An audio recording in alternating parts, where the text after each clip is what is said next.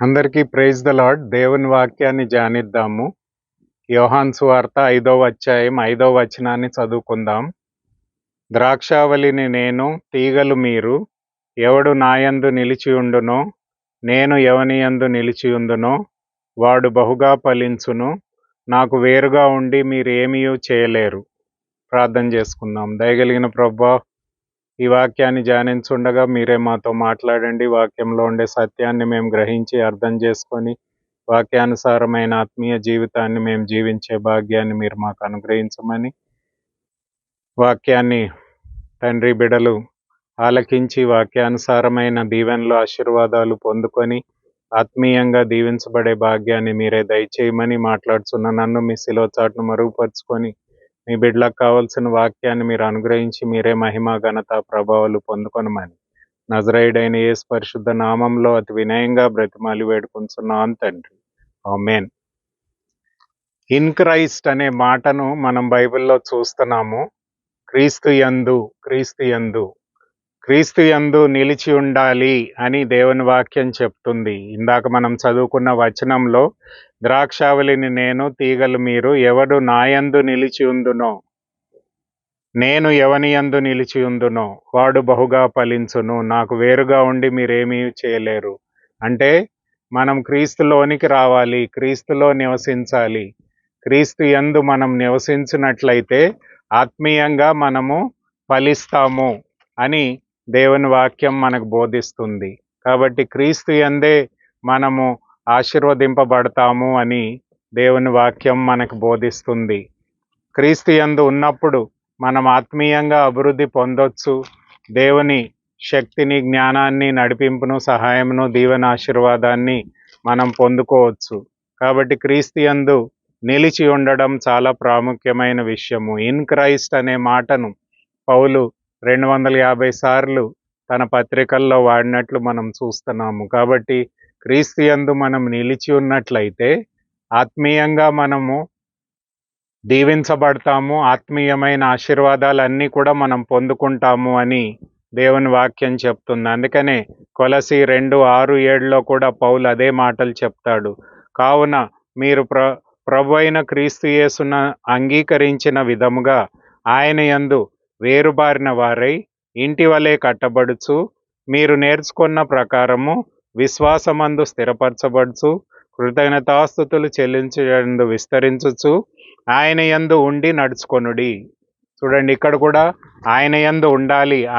ఆయన ద్వారా మనం ఆత్మీయంగా దీవించబడాలి. ఆయన యందు ఉండి ఆత్మీయ దీవెనలు పొంది జయ జీవితాన్ని మనం జీవించాలి అని దేవుని వాక్యంలో మనం చూస్తున్నాము. కాబట్టి క్రీస్తునందే మనకి ప్రతి విధమైన ఆత్మీయ ఆశీర్వాదం అని కూడా మనం ఎఫెసీ పత్రికలో కూడా చూస్తాం. ఎఫెసీ పత్రిక 1వ అధ్యాయం 3వ వచనంలో కూడా ఈ మాటను మనం చూస్తాం కదా. మన ప్రభు అయిన యేసుక్రీస్తు యొక్క తండ్రి యగు దేవుడు స్తుతింపబడును గాక. ఆయన క్రీస్తునందు పరలోక విషయములలో ఆత్మ సంబంధమైన ప్రతి ఆశీర్వాదాన్ని మనకు అనుగ్రహించెను. క్రీస్తులో మనం నివసించాలి. ఎందుకంటే యేసుక్రీస్తు ద్వారా మనమందరం కూడా ప్రతి విధమైన ఆత్మీయ ఆశీర్వాదాన్ని మనం పొందుకుంటాము. క్రీస్తు ద్వారానే మనము దేవుని బిడ్డలంగా దేవుని ఆశీర్వాదాలన్నీ కూడా పొందుకోగలమని దేవుని వాక్యం చెప్తుంది. కాబట్టి ఆయన యందు మనం నిలిచి ఉండి ఆయన యందు వేరుబారిన వారమై ఇంటి వలె కట్టబడి విశ్వాసమందు స్థిరపరచబడి ఎల్లప్పుడూ ఆయన కృతజ్ఞతాస్తుతులు చెల్లిస్తూ మనం జీవించాలి అని దేవుని వాక్యం మనకు బోధిస్తుంది. మరి క్రీస్తునందు మనకుండే ఆశీర్వాదాలు ఏంటో క్లుప్తంగా ఒక 10 విషయాలు ఈరోజు మనం ధ్యానించాలని నేను కోరుతున్నాను. In Christ we have so many blessings. క్రీస్తులో మనకుండే ప్రత్యేకమైన ఆశీర్వాదాలను గురించి ఈరోజు మనం ధ్యానిస్తాము. మొట్టమొదటి విషయం చూడండి, 1 కొరింథీలకు రాసిన పత్రిక 15వ అధ్యాయము 22వ వచనంలో ఈ మొట్టమొదటి ఆశీర్వాదాన్ని మనం చూస్తాము. 1 కొరింథీ 15:22. ఆదామునందు అందరమును ఎలాగు మృతి పొందిచున్నారో అలాగుననే క్రీస్తునందు అందరూ కూడా బ్రతికింపబడుదురు.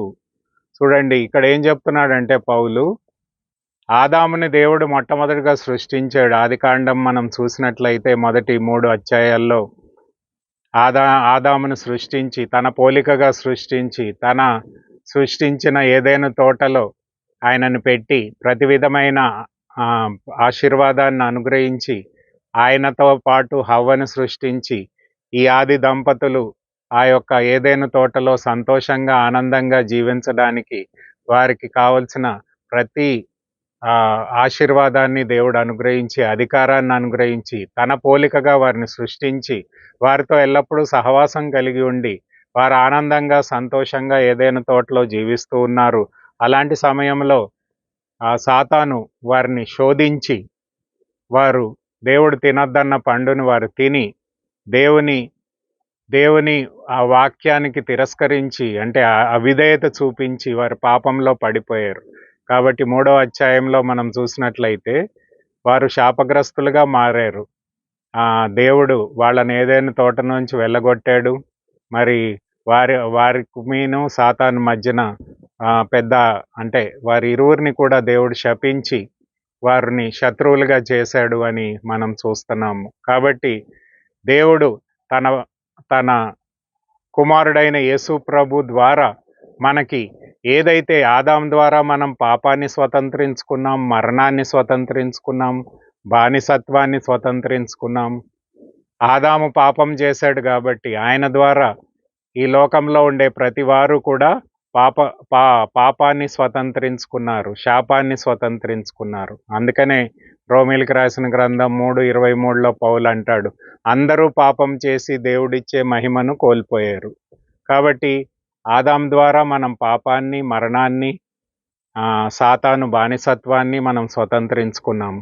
దీనిలోంచి విమోచించడానికి యేసు ప్రభు దేవుడై ఉండి పరలోకాన్ని విడిచిపెట్టి నరావతారిగా ఈ భూలోకానికి వచ్చి దైవ మానవుడిగా ఆయన 33.5 సంవత్సరాలు జీవించి మన పాపాల నిమిత్తమై ప్రాయశ్చిత బలిగా సిలువలో తను తాను అప్పగించుకొని మరణించి సమాధి చేయబడి తిరిగి లేచి మనందరికీ కూడా ఆయన ద్వారా పాపం నుంచి, సాతాను నుంచి, బానిసత్వంలోంచి విడుదల కలుగజేశాడు. అందుకనే పౌలు ఇక్కడ ఏమంటున్నాడంటే, ఆదామునందు అందరూ ఎలాగు మృతి పొందారో అలాగుననే క్రీస్తునందు అందరూ బ్రతికింపబడుదురు.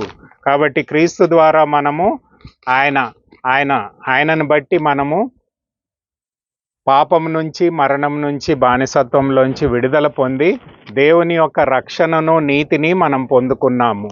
కాబట్టి ఎఫెసీ పత్రిక 2వ అధ్యాయం 5-6 వచనాల్లో అదే మాటను మనం మనకు చూస్తున్నాము.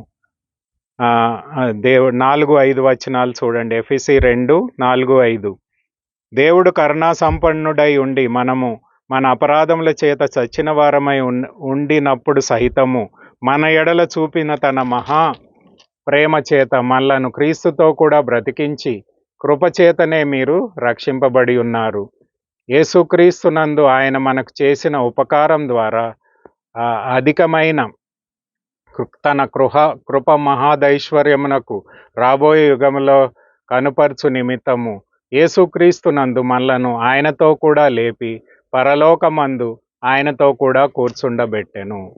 చూడండి, యేసు ప్రభు ద్వారా ఏదైతే ఆదాము నుంచి స్వతంత్రించుకున్న పాపాన్ని, మరణాన్ని, బానిసత్వాన్ని యేసు ప్రభు ద్వారా మనం విడుదల పొందుతాము. అంటే ఆయన ద్వారా మనము ఆత్మీయమైన జీవాన్ని పొందుతాము. ఎవరైతే యేసు ప్రభుని తమ స్వంత రక్షకుడిగా, ప్రభువుగా స్వీకరిస్తారో వాళ్ళందరూ కూడా ఆత్మీయమైన జీవాన్ని పొందుకుంటారు అని దేవుని వాక్యం చెప్తుంది. అందుకనే యోహాను సువార్త లో మార్తాతో యేసు ప్రభు చెప్తాడు, పునరుద్ధానము జీవమును నేనే, నాయందు విశ్వాసముంచువాడు మరణించినను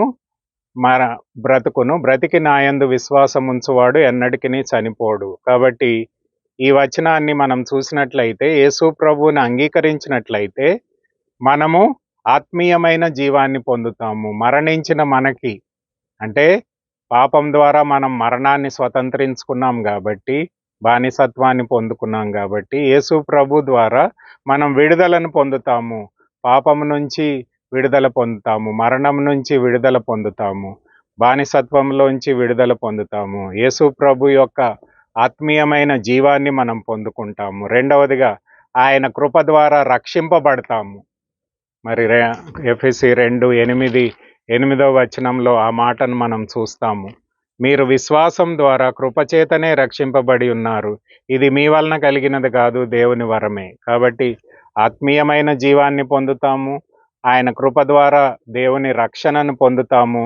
మూడవదిగా మనం చూసాము 2వ అధ్యాయము ఎఫెసీ 2:7 మనం ఏం చూస్తున్నాం? క్రీస్తు యేసునందు మనము ఆయనతో కూడా లేపి పరలోకమందు ఆయనతో కూడా కూర్చుండబెట్టాను. కాబట్టి చనిపోయి మరణించి బానిసత్వంలో, మరణంలో, పాపంలో, బంధకాల్లో ఉన్న మనలను యేసు ప్రభు ఈ లోకానికి రావడం ద్వారా, ఆయన మరణ పునరుద్ధానాల ద్వారా దేవుడు మనని ఆత్మీయమైన జీవాన్ని, రక్షణని ఇవ్వడమే కాకుండా మనము ఆయనతో కూడా లేపబడి, యేసు ప్రభు మరణించి సమాధి చేయబడి తిరిగి లేచి పరలోకానికి ఆరోహణమయ్యి తండ్రి కుడిపార్శ్వమున కూర్చున్నాడు కాబట్టి మనం కూడా ఆయనతో లేపబడి తండ్రి కుడిపార్శ్వమున కూర్చొండబెట్టి ఉన్నాము. ఇది మన స్థితి అని చెప్తున్నాడు పౌలు. అంతేకాకుండా దేవుని యొక్క విత్తనము అంటే ఆత్మీయమైన విత్తనాన్ని దేవుడు మనకు అనుగ్రహించి మనం ఆత్మీయంగా దేవుని జ్ఞానాన్ని, శక్తిని, దేవుని యొక్క ఆత్మీయమైన దీవెనలు మనం పొందడానికి దేవుడు మనకి పురిని అంటే దేవుడు మనకి ఆధిక్యతనిచ్చాడు అని దేవుని వాక్యంలో చూస్తున్నాము. కాబట్టి మొట్టమొదటి ఆశీర్వాదం ఏంటంటే క్రీస్తులో ఉన్న వారికి ఆత్మీయమైన జీవాన్ని పొందుకుంటారు. ఆత్మీయమైన జీవనం, స్పిరిచువల్ అవేకనింగ్ అంటాం.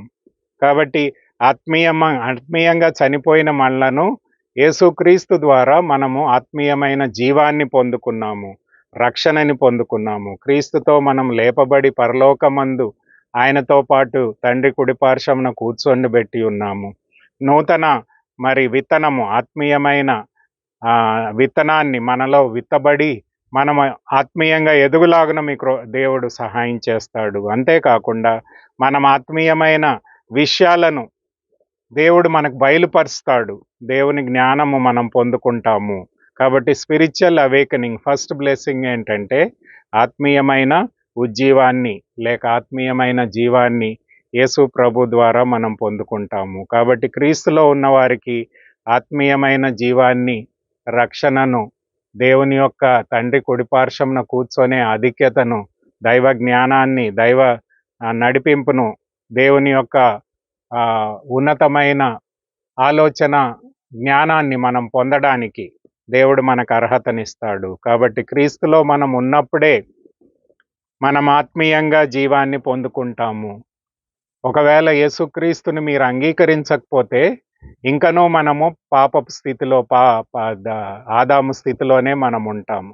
యేసుక్రీస్తును అంగీకరించడం ద్వారా ఆత్మీయమైన జీవాన్ని పొందుకొని ఆయనలో మనం అభివృద్ధి పొందడానికి దేవుడు ఆధిక్యతనిస్తాడు అని దేవుని వాక్యం మనకు బోధిస్తుంది. స్పిరిచువల్ అవేకనింగ్, ఆత్మీయమైన ఉజ్జీవాన్ని, జీవాన్ని యేసు ప్రభు ద్వారా, ఆయనలో ఉండుట ద్వారా మనం పొందుకుంటాము. ఇది మొట్టమొదటి ఆశీర్వాదము అని దేవుని వాక్యంలో మనం చూస్తున్నాము. రెండో విషయం చూడండి, 2 కొరింథీలకు రాసిన పత్రిక 5వ అధ్యాయము 17వ వచనములో ఏముందంటే 2 కొరింథీ 5:17లో ఏముందంటే, కాగా ఎవడైనను క్రీస్తునందు ఉన్న ఎడల వాడు నూతన సృష్టి, పాతవి గతించెను, ఇదిగో క్రొత్తవాయను.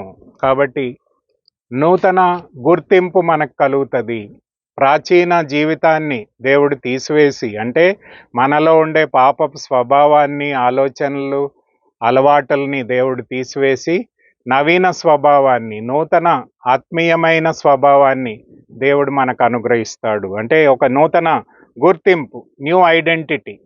యేసుక్రీస్తులో ఉన్న వారికి నూతన గుర్తింపుని దేవుడు అనుగ్రహిస్తాడు. ఏంటంటే వారు ప్రాచీన స్వభావాన్ని, దాని యొక్క ఆశలను అన్నిటినీ కూడా తీసివేసి నూతన వ్యక్తిగా దేవుడు చేస్తాడు. నూతన స్వభావాన్ని దేవుడు అనుగ్రహిస్తాడు. చూడండి, కొలసీలకు రాసిన పత్రిక 3వ అధ్యాయము 10వ వచనంలో కూడా ఈ పౌలు ఈ మాటని చెప్తాడు. చూడండి ఏమనుందంటే, ఏలయనగా ప్రాచీన స్వభావము దాని క్రియలతో కూడా మీరు ప్రతివింపజేసి జ్ఞానము కలుగు నిమిత్తము దాన్ని సృష్టించిన వాని పోలిక చొప్పున నూతన పరచబడుచున్న నవీన స్వభావమును ధరించుకొని ఉన్నారు. చూడండి, దేవుడు ఒక నూతనమైన స్వభావాన్ని మనకు అనుగ్రహిస్తున్నాడు.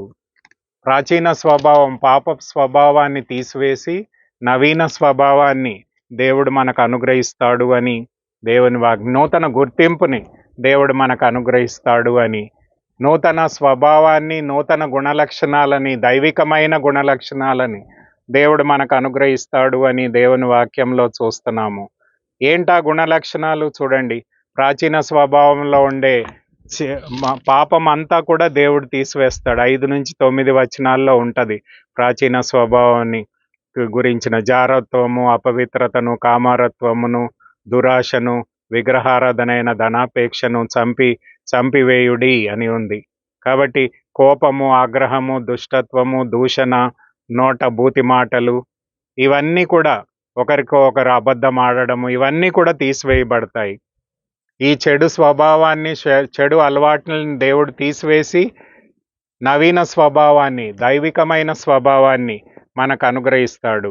ఆ దైవికమైన స్వభావంలో ఏం గుణలక్షణాలు ఉంటాయి చూడండి. కొలసి 3:12 ఉంది. కాగా దేవుని చేత ఏర్పరచబడిన వారును పరిశుద్ధులైన ప్రియులకు వారికి తగినట్లు మీరు జాలిగల మనస్సుని, దయాలత్వమును, వినయమును, సాత్వికమును, దీర్ఘశాంతమును ధరించుకొనిడి.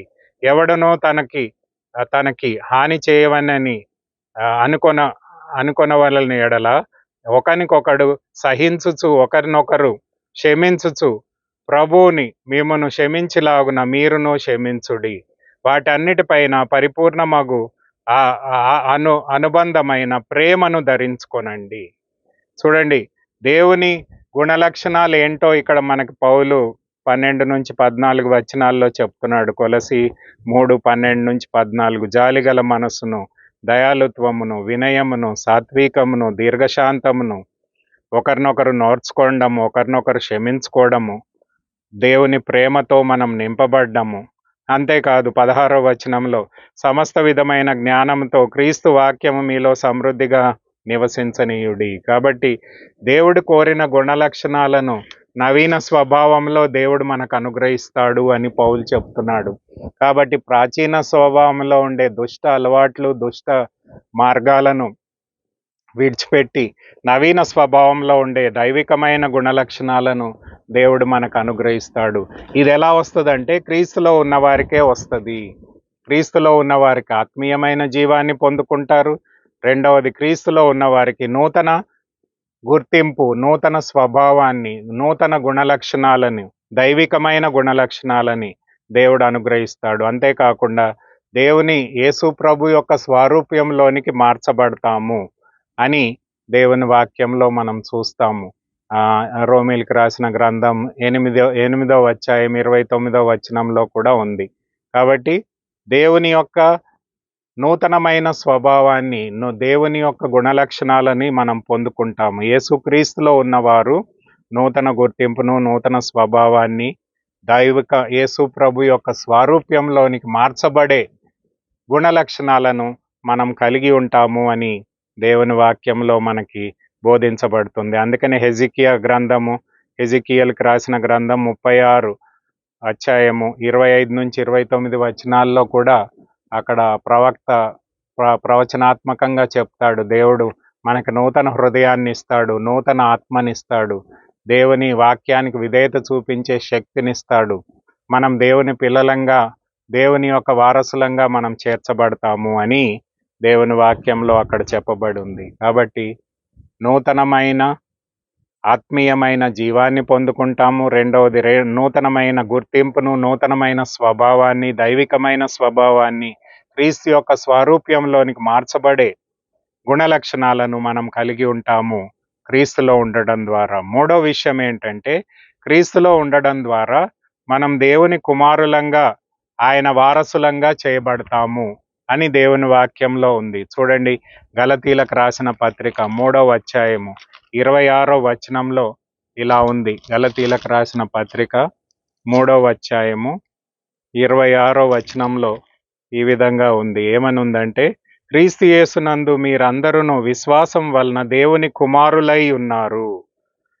కాబట్టి దేవుని కుమారులంగా మనం చేయబడతాము. క్రీస్తులో ఉన్నవారు ఆత్మీయమైన జీవాన్ని పొందుతారు, నూతన స్వభావాన్ని, నూతన గుర్తింపును పొందుతారు. మూడవదిగా దేవుని కుమారులు, కుమార్తెలుగా మార్చబడతారు. చూడండి, గలతీ 4:7 వచనంలో కూడా ఉంది. కాబట్టి నీవిక దాసుడవు కావు, కుమారుడవే. కుమారుడవైతే దేవుని ద్వారా వారసుడవు. కాబట్టి యేసు ప్రభులో ఉండడం ద్వారా ఆత్మీయమైన జీవాన్ని, ఆత్మీయమైన నూతన గుర్తింపును, నూతన స్వభావాన్ని పొందడమే కాకుండా యేసు ప్రభులో ఉన్నవారు దేవుని కుమారులు, కుమార్తెలుగా మార్చబడతారు. బానిసత్వంలోంచి విడుదల కలుగుతుంది. రెండవది, యేసు ప్రభు కుటుంబంలో అడల్ట్ సన్గా, అంటే పరిపూర్ణమైన దేవుని కుమారుడిగా ఆయన ఆయన ఆయన కుటుంబంలో చేర్చబడతాము. మూడవదిగా, ఆయన రాజ్యంలో ఉండే ఆశీర్వాదాలను, వనరులన్నిటినీ కూడా మనం అనుభవించగలుగుతాము. నాలుగవదిగా, ఆయన రాజ్య వారసులంగా చేయబడతాము. కాబట్టి యేసు ప్రభులో ఉండడం ద్వారా మనం దేవుని కుమారులంగా చేయబడ్డమే కాకుండా బానిసత్వంలోంచి కుమారులుగా చేయబడడం ద్వారా బానిసత్వంలోంచి విడిపించబడతాము. దేవుని కుమారులంగా ఆయన కుటుంబంలో చేర్చబడతాము. ఆయన కుటుంబంలో ఉండే ఆశీర్వాదాలు, రిచెస్ అన్నిటినీ కూడా మనం పొందుకుంటాము. అంతేకాకుండా ఆయన రాజ్య వారసులంగా చేయబడతాము. కాబట్టి క్రీస్తులో ఉండడం ద్వారా దేవుని కుమారులంగా, వారసులంగా మనం చేయబడతాము అని దేవుని వాక్యంలో మనం చూస్తున్నాము. అందుకని యోహాను సువార్త 1వ అధ్యాయము 12వ వచనంలో ఈ మాట మనం చూస్తాం. యోహాను సువార్త 1వ అధ్యాయము 12వ వచనంలో ఏముందంటే, తానును ఎందరు అంగీకరించిదిరో వారందరూ, అనగా ఆయన నామమందు విశ్వాసం ఉంచిన వారికి దేవుని పిల్లల అగుటకు ఆయన అధికారం అనుగ్రహించెను. కాబట్టి యేసు ప్రభువుని ఎవరైతే విశ్వసించి అంగీకరిస్తారో వాళ్ళందరూ ఆత్మీయమైన జీవాన్ని పొందుతారు, నూతన స్వభావాన్ని, నూతన దేవుని స్వరూప్యంలోనికి మార్చబడతారు. అంతేకాకుండా దేవుని పిల్లలుగా, వారసులంగా చేయబడతాము. దేవుని అధికారాన్ని మనం పొందుకుంటాము అని దేవుని వాక్యంలో మనం చూస్తున్నాము. నాలుగవది ఏంటంటే, ఎవరైతే క్రీస్తులో ఉంటారో వాళ్ళు దేవుని యొక్క శాశ్వతమైన ప్రేమను అనుభవిస్తారు అని దేవుని వాక్యంలో రాయబడి ఉంది. చూడండి, రోమీలకు రాసిన గ్రంథం 8వ అధ్యాయం, రోమన్స్ 8th చాప్టర్ 8వ అధ్యాయం 38, 39 వచనాలు చూడండి. మరణమైనను, జీవమైనను, దేవదూతలైనను, ప్రధానులైనను, ఉన్నవైనను, రాబోయేవైనను, అధికారులైనను, ఉత్తి అయినను, లోతైనను, సృష్టింపబడిన మరి ఏదైనను మన ప్రభు అయిన యేసుక్రీస్తు నందలి దేవుని ప్రేమ నుండి మనలను ఎడబాప నేరవని రూఢిగా నమ్ముచున్నాము. కాబట్టి యేసు ప్రభులో ఉన్నవారు దేవుని యొక్క శాశ్వతమైన ప్రేమను అనుభవిస్తారు. దేవుని ప్రేమ నుంచి ఏది కూడా, ఈ లోకంలో ఉండే ఏ శక్తి కూడా, ఏ ఒక్క అధికారం కూడా మనం దేవుని ప్రేమలోంచి వేరు చేయలేదు అని పౌలు మనకు బోధిస్తున్నాడు. అందుకనే ఇర్మియా 31:3, శాశ్వతమైన ప్రేమతో నిన్ను నేను ప్రేమిస్తున్నాను, విడువక నీ ఎడల కృప చూపెదను అని మాటను మనం చూస్తాము. కాబట్టి దేవుని ప్రేమను మనము పొందుకుంటాము. చూడండి, యేసు ప్రభులో ఉండడం ద్వారా ఆయన జీవాన్ని పొందుకుంటాము, ఆయన స్వభావాన్ని పొందుకుంటాము, ఆయన కుమారులు, వారసులుగా చేయబడతాము. అంతేకాకుండా నాలుగవదిగా ఆయన శాశ్వతమైన ప్రేమను మనం పొందుకొని ఆ ప్రేమ ద్వారా మనము దేవుని ప్రేమలో కొనసాగడమే కాకుండా ఈ లోకంలో ఎలాంటి శక్తి కూడా దేవుని ప్రేమలోంచి మనలను వేరు చేయలేదు అని దేవుని వాక్యంలో మనం చూస్తున్నాము. కాబట్టి దేవుని ప్రేమ శాశ్వతమైనది, ఆ దైవికమైనది. 1 యోహాను 4:10లో దైవికమైన ప్రేమ, అగాపే ప్రేమను. కాబట్టి ఈ లోకంలో ఉండే అన్ని ప్రేమల కంటే గొప్ప అయిన దేవుని ప్రేమను మనం పొందుకోవడమే కాకుండా ఆ ప్రేమ నుంచి మనల్ని ఈ లోకంలో ఉండే ఏ శక్తి కూడా మనల్ని వేరు చేయలేదు అని దేవుని వాక్యంలో మనం చూస్తున్నాము. కాబట్టి మనము దేవుని ప్రేమతో మనం నింపబడతాము. ఎలాంటి త్రియేక దేవుని నుంచి మనం వేరు చేయబడలేము అని దేవుని వాక్యంలో చూస్తున్నాము. అంతేకాకుండా మన సమస్యలను మనం తండ్రి యొద్దకు ప్రార్థన ద్వారా, విజ్ఞాపన ద్వారా తెలియపరిచి దానికి జవాబులు కూడా దేవుని నుంచి మనం పొందుకోవచ్చు అని దేవుని వాక్యంలో మనం చూస్తున్నాము. 1 యోహాను 4:16-18 వచనాల్లో కూడా ఈ దేవుని ప్రేమను గురించి అక్కడ రాయబడింది. కాబట్టి ఆ ప్రేమను మనం పొందుకోవడమే కాకుండా ఆ ప్రేమలో మనం నిలిచి ఉంటాము. ఆ ప్రేమ మనని అంటే ఎన్నటికిని దేవుని నుంచి మనల్ని వేరు చేయలేదు. ఏ శక్తి కూడా ఈ లోకంలోంచి వేరు చేయలేదు. అంతేకాకుండా తండ్రితో మనం ప్రతి విషయంలో విజ్ఞాపన చేయొచ్చు. అంతేకాకుండా మూడవదిగా మన సమస్యలకి అన్నిటికీ కూడా పరిష్కారం మనం పొందొచ్చు. కాబట్టి ఇది 4వ ఆశీర్వాదము. దేవుని ప్రేమను ఆ ప్రేమ నుంచి మనల్ని ఎవరు కూడా తప్పించలేరు. కాబట్టి ఆ శాశ్వతమైన దేవుని ప్రేమను మనం పొందుకొని ఆయన ద్వారా ఎల్లప్పుడూ కూడా దీవించబడతాము అని దేవుని వాక్యంలో మనం చూస్తున్నాము. ఇది 4వ ఆశీర్వాదము. ఆత్మీయమైన జీవాన్ని పొందుకుంటాము, దేవుని స్వభావాన్ని పొందుకుంటాము, దేవుని కుమారులు వారసులంగా చేయబడతాము. శాశ్వతమైన దేవుని ప్రేమను మనం పొందుకొని ఆ ప్రేమ నుంచి మనల్ని ఎవ్వరు కూడా తప్పించలేరు. అంతేకాకుండా త్రియేక దేవునితో నుంచి మనల్ని ఎవరు కూడా వేరు చేయలేరు. ఆయన తండ్రికి కుమారుని ద్వారా తండ్రి యొద్దకు మనము స్వచ్ఛందంగా వెళ్ళి మన యొక్క సమస్యల గురించి మనము ప్రార్థించినప్పుడు మనకి ఆయన ద్వారా జవాబును కూడా పొందుకుంటాము. కాబట్టి దేవుడు మనల్ని శాశ్వతంగా ప్రేమిస్తున్నాడు. ఆయన శిష్యులైన వారిని దేవుడు సంపూర్ణంగా ప్రేమించి ఆయన ఆశీర్వాదాలన్నిటిని కూడా ఆయన వారికి అనుగ్రహించి వారిని తన ప్రేమలో ఎల్లప్పుడూ కూడా నిలిచి ఉండడానికి దేవుడు సహాయం చేస్తాడు అని దేవుని వాక్యంలో మనం చూస్తున్నాము. 5వ విషయం ఏంటంటే దేవుని తీర్పు నుంచి, ఉగ్రత నుంచి మనం తప్పించబడతాము. క్రీస్తులో ఉన్నవారు దేవుని యొక్క శిక్ష నుంచి, condemnation, we are free from condemnation and judgement of God. దేవుని యొక్క తీర్పులోంచి, దేవుని యొక్క ఉగ్రతలోంచి మనం తప్పించబడతాము అని రాయబడి ఉంది. రోమీలకు రాసిన గ్రంథం 8వ అధ్యాయము మొదటి 2 వచనాల్లో ఈ మాటను మనం చూస్తాము. చూడండి, రోమీలకు రాసిన గ్రంథం 8వ అధ్యాయము మొదటి 2 వచనాల్లో, కాబట్టి ఇప్పుడు మనం క్రీస్తునందు వారికి ఏ శిక్షా విధియు లేదు.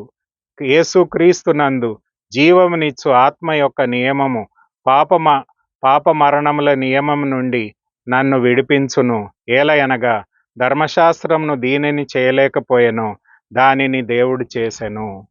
చూడండి, మనమందరము పాపం చేసి ధర్మశాస్త్రం ద్వారా శిక్షింపబడి దేవుని యొక్క ఉగ్రతకి మనం పాలై ఉన్నాం. కాబట్టి యేసుక్రీస్తు ఈ లోకానికి వచ్చి ఆయన మరణ పునరుద్ధానాల ద్వారా మనకి రక్షణను, నిత్య జీవాన్ని, ఆయన వారసత్వాన్ని అనుగ్రహించాడు. కాబట్టి ఆయన యందు విశ్వాసం ఉంచి ఆయనని రక్షకుడిగా, ప్రభువుగా స్వీకరిస్తే మనకి ఎలాంటి శిక్షా విధి లేదు. మనము ఆ యొక్క మరణం నుంచి, శిక్ష నుంచి తప్పించుకొని దేవుని యొక్క పరలోక సన్నిధిలోనికి మనం చేర్చబడతాము అని దేవుని వాక్యం మనకు బోధిస్తుంది.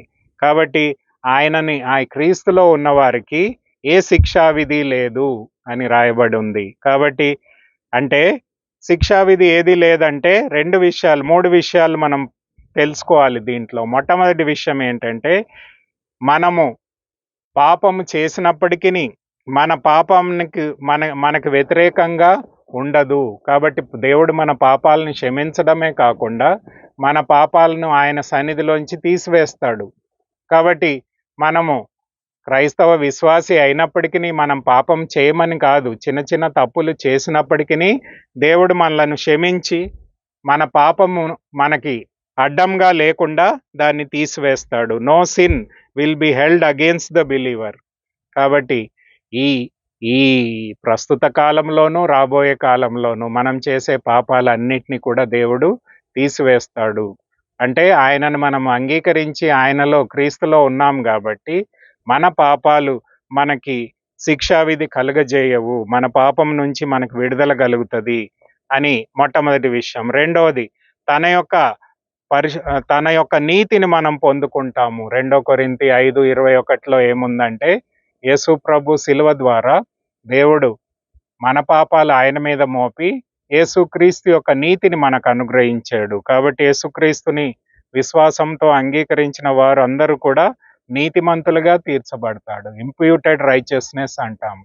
అంటే మనకి యోగ్యత లేనప్పటికీ దేవుడు మనకి తన యొక్క నీతిని అనుగ్రహించాడు అని దేవుని వాక్యంలో చూస్తున్నాము. మూడవ విషయం ఏంటంటే, స్పిరిట్ ఆఫ్ లైఫ్, జీవమునిచ్చు ఆత్మను మనం పొందుకున్నాము. పరిశుద్ధాత్మ దేవుడు మనకు అనుగ్రహించాడు. యేసు ప్రభుని రక్షకుడిగా ప్రభువుగా అంగీకరించిన వారందరికీ కూడా దేవుడు తన ఆత్మ వరాన్ని అనుగ్రహించాడు. We receive the gift of holy spirit. పరిశుద్ధాత్మ వరాన్ని పొందుతాము.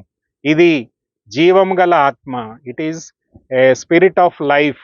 జీవమునిచ్చే ఆత్మను మనం పొందుకుంటాము.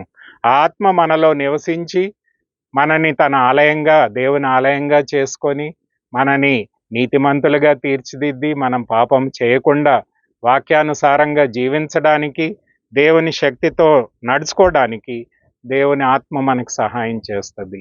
కాబట్టి మనము దేవుని శిక్షావిధి నుంచి తప్పించుకుంటాం. ఎందుకంటే మన పాపాన్ని దేవుడు అడ్డంగా ఉన్న పాపాన్ని తీసివేస్తాడు, తన నీతిని మనకు అనుగ్రహిస్తాడు, తన పరిశుద్ధాత్మ వరాన్ని, జీవాత్మను మనకు అనుగ్రహించాడు గనుక ఆత్మ ద్వారా మనము దేవుని యొక్క స్వాతంత్రాన్ని పొందుకొని ఆయన కొరకు జీవించడానికి దేవుడు మనకి సహాయం చేస్తాడు. కాబట్టి 5వ ఆశీర్వాదం ఏంటంటే, దేవుడు మన శిక్షావిధిని తీసివేసి మనకి రక్షణ ఇవ్వడమే కాకుండా, నీతినివ్వడమే కాకుండా ఆత్మ వరాన్ని మనకు అనుగ్రహించి మనము ఆయన కొరకు నీతిమంతులంగా, పరిశుద్ధులంగా జీవించడానికి దేవుడు సహాయం చేస్తాడు. ఇది 5వ ఆశీర్వాదము అని దేవుని వాక్యంలో మనం చూస్తున్నాము. 6వ ఆశీర్వాదం ఏంటంటే, మనకి దేవుని సంఘం అనే శరీరంలో మనల్ని జతపరిచి మనము దేవునితో ఐక్యపరచబడ్డమే కాకుండా ఇతర విశ్వాసులతో కూడా మనకు ఐక్యపరచబడి ఒకరికొకరు మనము సహాయకారిగా ఉండడానికి దేవుడు మనల్ని ఏర్పాటు చేసుకున్నాడు. కాబట్టి క్రీస్తులో ఉండడం ద్వారా మనం ఇతర విశ్వాసులతో ఐక్యత కలిగి నివసించడానికి యేసు ప్రభుతో ఐక్యత కలిగి ఉన్నాము. సంఘంతో కూడా, అంటే ఇతర విశ్వాసులతో కూడా మనం ఐక్యపరచబడ్డాము. ఇది 6వ ఆశీర్వాదం. రోమీయులకు రాసిన గ్రంథం 12వ అధ్యాయము 5వ వచనంలో ఈ మాటను మనం చూస్తాం. రోమీయులకు రాసిన గ్రంథం 12వ అధ్యాయం 5వ వచనం. ఈ అవయములన్నిటికీ ఒకే పని ఎలాగో ఉండదో అలాగనే అనేకులైన మనము క్రీస్తులో ఏక శరీరముగా ఉండి ఒకరికొకరు ప్రత్యేకముగా అవయములై ఉన్నాము. ఒకరికొకరము ప్రత్యేకముగా అవయములై ఉన్నాము. చూడండి, అంటే మనం క్రీస్తుతో ఐక్యపరచబడ్డమే కాకుండా యేసు ప్రభు సంఘం అనే శరీరంలో ఇతర విశ్వాసులతో కూడా మనం ఐక్యపరచబడ్డాము. We have a unity with other believers. ఇతర విశ్వాసులతో మనం ఐక్యపరచబడ్డాము. దేవుని యొక్క ఆశీర్వాదాలని మనం పొందుకుంటాము. అంతేకాకుండా దేవుని సంఘం అనే శరీరంలో మనం జత చేయబడి మనం ఇతర విశ్వాసులని బలపరుస్తాము, వాళ్ళు మనలను బలపరుస్తారు. కాబట్టి ఒకరికొకరు మనం పరిచర్య చేసుకునే వారంగా ఉంటాము. ఇది 6వ ఆశీర్వాదము. అంటే రిలేషన్షిప్స్ విత్ అదర్ బిలీవర్స్. ఇతర విశ్వాసులతో మనం సహవాసం కలిగి ఉంటాము. రక్షింపబడిన ప్రతి విశ్వాసిని దేవుడు తన ఆలయంగా చేసుకుంటాడు. అంతేకాకుండా సంఘం అనే శరీరంలో ఆత్మ ద్వారా మనని ఐక్యపరచుకొని ఇతర విశ్వాసులతో మనము ఐక్యపరిచి మనము ఒకరికొకరు పరిచర్య చేసుకొని మనము దేవుని సన్నిధిని, దేవుని యొక్క సంతోష సమాధానాన్ని మనము దేవుని యొక్క శరీరంలో అనుభవించడానికి, ఇతరులని మనం బలపరచడానికి, ఇతరులు మనలను బలపరచడానికి దేవుడు మనకు ఆధిక్యతనిచ్చాడు. అదే గలతీలకు రాసిన పత్రిక 3వ అధ్యాయం 28వ వచనంలో కూడా మనం చూస్తాము. గలతీలకు రాసిన పత్రిక 3వ అధ్యాయం 28. ఇందులో యూదుడని గ్రీకు దేశస్థుడిని లేడు, దాసుడని స్వతంత్రుడని లేడు, పురుషుడని స్త్రీను లేడు. క్రీస్తు యేసునందు మీరందరూ ఏకమై ఉన్నారు. మీరు క్రీస్తు సంబంధులైతే ఆ పక్షమందు అబ్రహాము యొక్క సంతానమై ఉండి వాగ్దాన ప్రకారము వారసులై ఉన్నారు. చూడండి, యేసు ప్రభు సంఘం అనే శరీరంలో జత చేయబడిన వారికి కులమత భేదాలు లేవు, స్త్రీ పురుషులనే భేదం లేదు, యూదుడు అన్యుడనే భేదం లేదు, దాసుడు స్వతంత్రుడనే భేదాలు లేదు. ఈ భేదాలన్నీ కూడా తొలగించబడతాయి. ఏక శరీరంగా ఏక మనస్సుని కలిగి జీవించడానికి సంఘం అనే శరీరంలో మనం జత చేయబడ్డాము.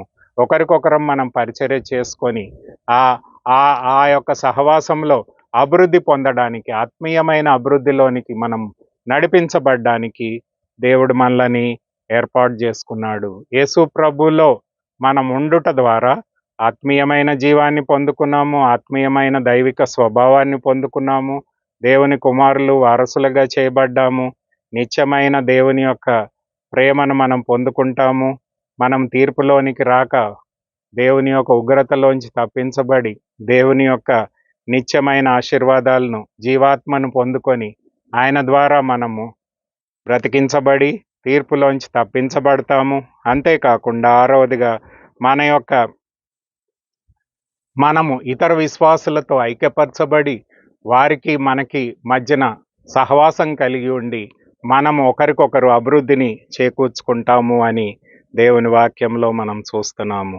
ఇది 6వ ఆశీర్వాదము. 7వ ఆశీర్వాదం ఏంటంటే, మనం క్రీస్తులో ఉండడం ద్వారా ఈ లోకంలో ఉండే సాతాను దాని అనుచరులను జయించే జీవితాన్ని దేవుడు మనకు అనుగ్రహిస్తాడు. We become overcomers.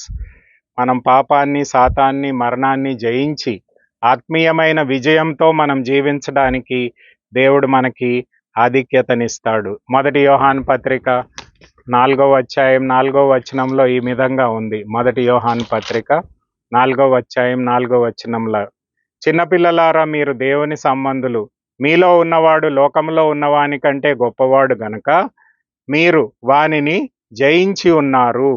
కాబట్టి యేసు ప్రభులో మనం ఉంటే, ఆయన మనలో ఉంటే, మనం ఆయనలో ఉంటే ఏమవుతుందంట, ఈ లోకంలో ఉండే సాతాన్ని దాని అనుచరులని మనం జయించగలుగుతాము. జయ జీవితాన్ని అనుగ్రహిస్తాడు దేవుడు. ఆయన యందు విశ్వాసం ఉంచి మనం జీవించినప్పుడు ఈ లోకంలో ఉండే సమస్తమైన పాపాన్ని, మరణాన్ని, సాతాన్ని మనం జయించి ఆత్మీయమైన విజయాన్ని పొందుకొని దేవుని పరలోక రాజ్యంలో మనం చేర్చబడతాము. ఎందుకంటే దేవుని శక్తి మనకు అనుగ్రహించబడ్డది. ఇందాక మనం చదువుకున్నాం ఎఫెసీ 1:3. ప్రతి విధమైన ఆత్మీయ ఆశీర్వాదాన్ని యేసు ప్రభువులో మనం పొందుకున్నాము. అంతేకాకుండా ఎఫెసీ 1:19-20 వచనాల్లో మనం చూసినట్లయితే దేవుని యొక్క పునరుద్ధాన శక్తిని దేవుని ఆత్మ ద్వారా పొందుకున్నాము.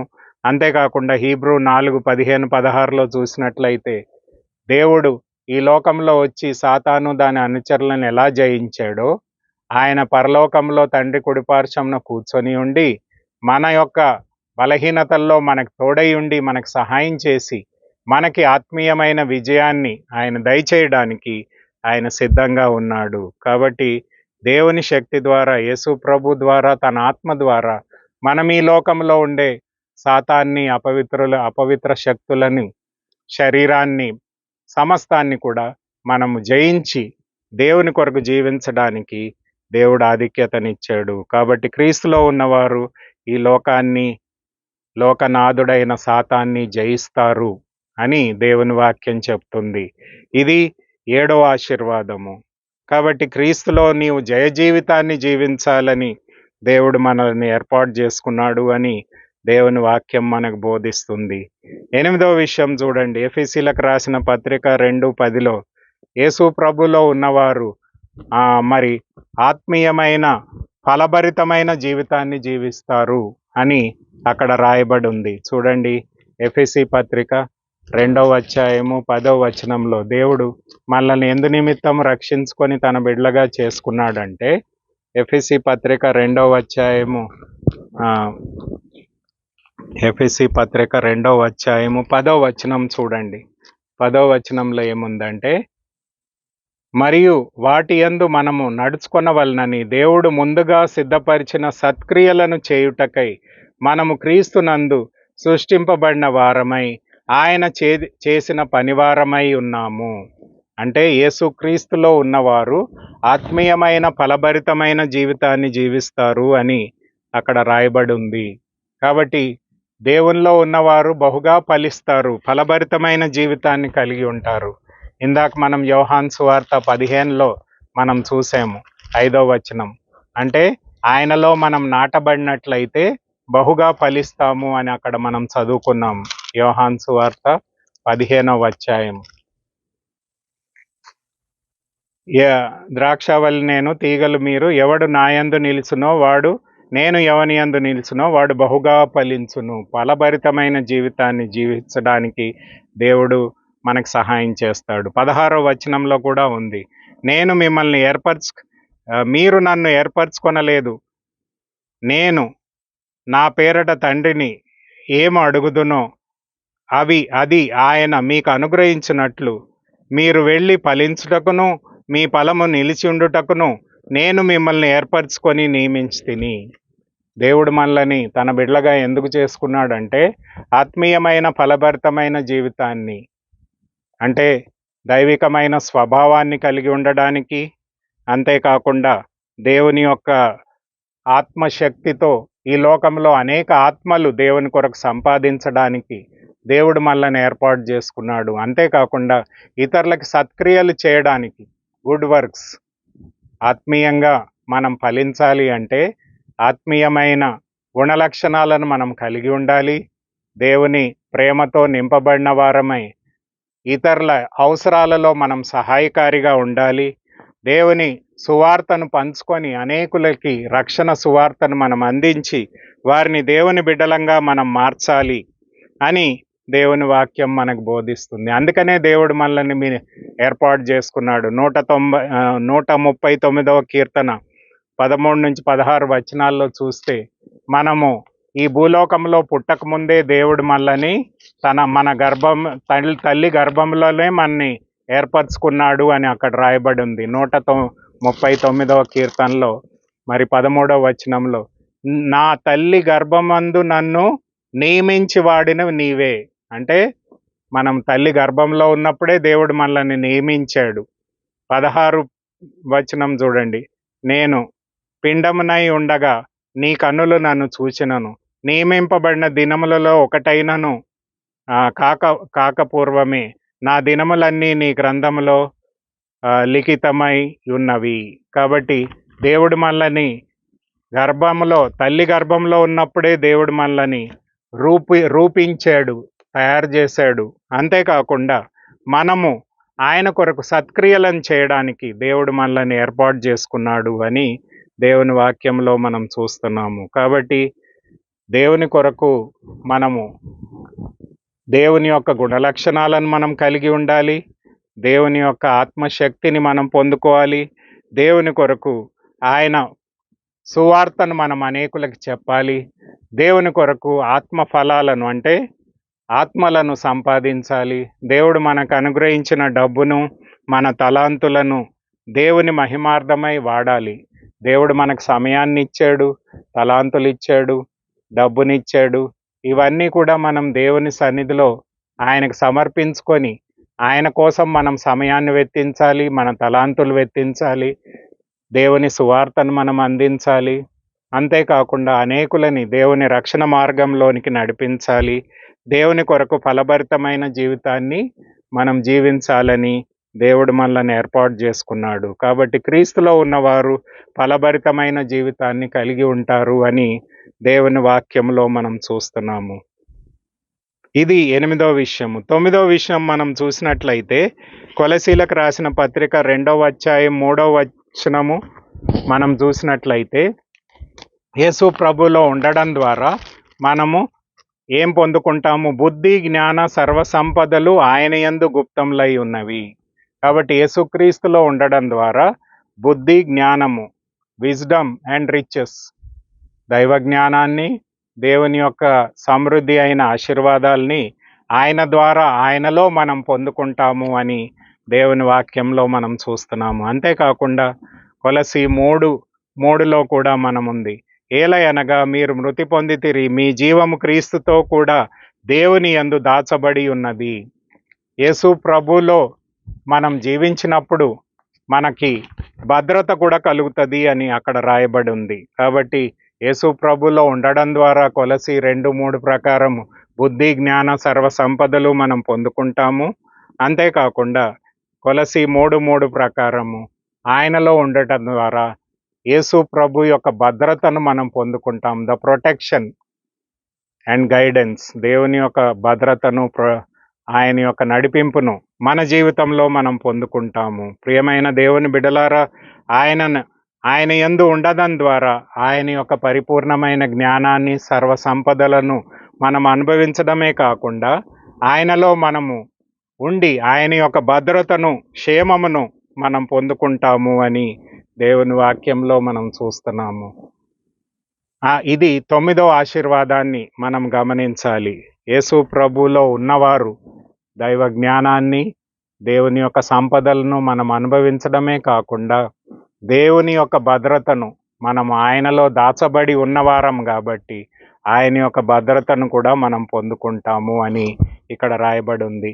10వ విషయం చూడండి, కొలసీలకు రాసిన పత్రిక 2వ అధ్యాయము 10వ వచనంలో ఏముందంటే 9-10 వచనాలు. ఏలయనగా దైవత్వం యొక్క సర్వ పరిపూర్ణత శరీరమందు క్రీస్తు యందు నివసించున్నది, మరియు ఆయన యందు మీరును సంపూర్ణులై ఉన్నారు.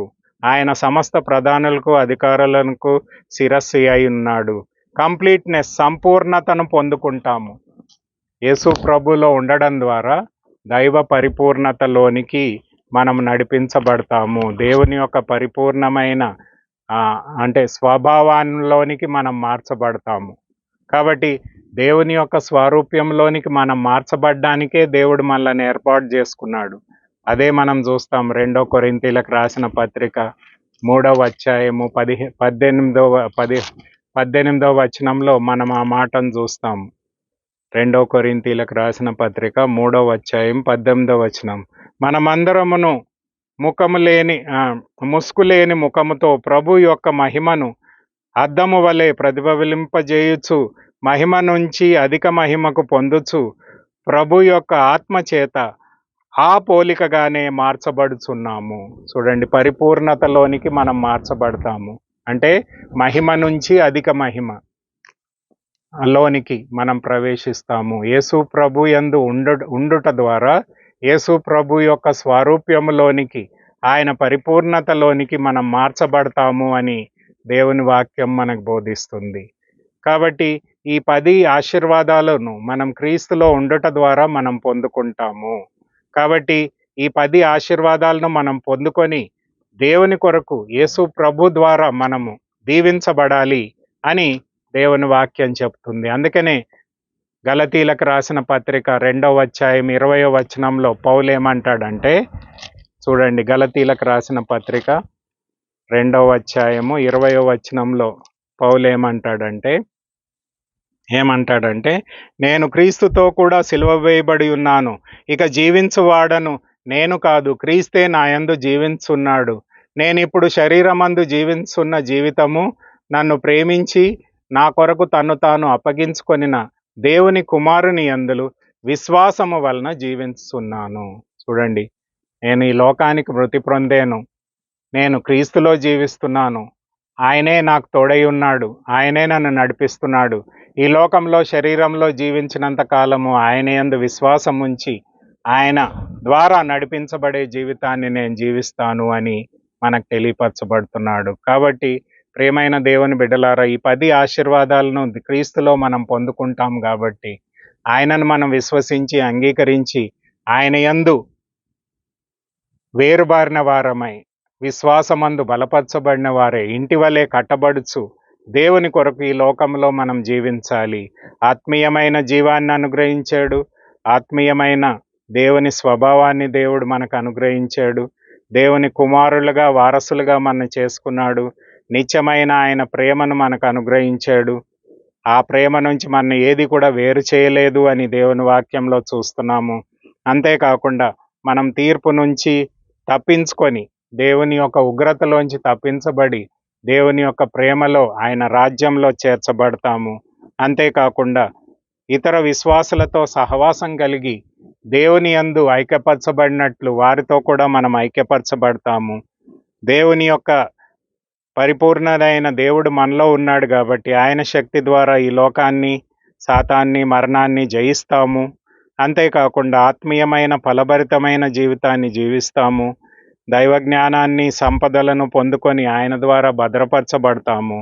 ఆయన యొక్క పరిపూర్ణతలోనికి మనం నడిపించబడతాము. కాబట్టి మనం కూడా పౌలు వలె గలతీ 2:20 నేను క్రీస్తుతో కూడా మృతి పొందాను, ఇక జీవించువాడని నేను కాదు, క్రీస్తే నా యందు జీవిస్తున్నాడు. ఈ లోకంలో నేను జీవించినంత కాలము ఆయన యందు విశ్వాసం ఉంచి ఆయన బిడ్డగా, ఆయన సాక్షిగా, ఆయన చిత్తానుసారమైన ఆత్మీయ జీవితాన్ని నేను జీవిస్తాను అని మనం తీర్మానం చేసుకొని ఆయన కొరకు ఫలభరితమైన ఆత్మీయ జీవితాన్ని మనం జీవించి దేవుని నామాన్ని గణపరచాలని దేవుని వాక్యంలో మనం చూస్తున్నాము. కాబట్టి మనం క్రీస్తులో ఉన్నామా లేదా, క్రీస్తులో ఉండి ఆయన ఆశీర్వాదాలను పొందుకొని ఆయనను మహిమపరిచే జీవితాన్ని మనం ఇప్పుడు ఎల్లప్పుడూ జీవించాలని దేవుని వాక్యం మనకు బోధిస్తుంది. కాబట్టి ఆ ప్రకారం మనం జీవించి దేవుని యొక్క ఆశీర్వాదాలని దేవుడు మనకి నిండుగా అనుగ్రహించి నడిపించి ఆయన మహిమార్థమై ఎల్లప్పుడూ మనం జీవించడానికి దేవుడు మనకు సహాయం చేయనుగాక. ఆమెన్. ప్రార్థన చేసుకుందాం.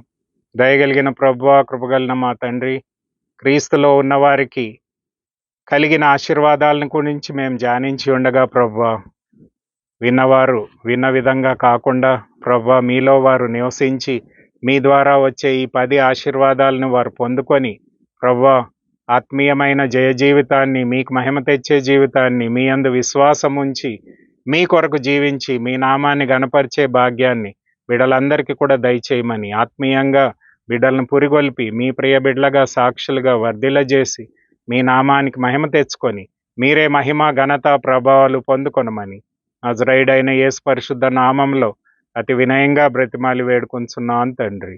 ఆమేన్.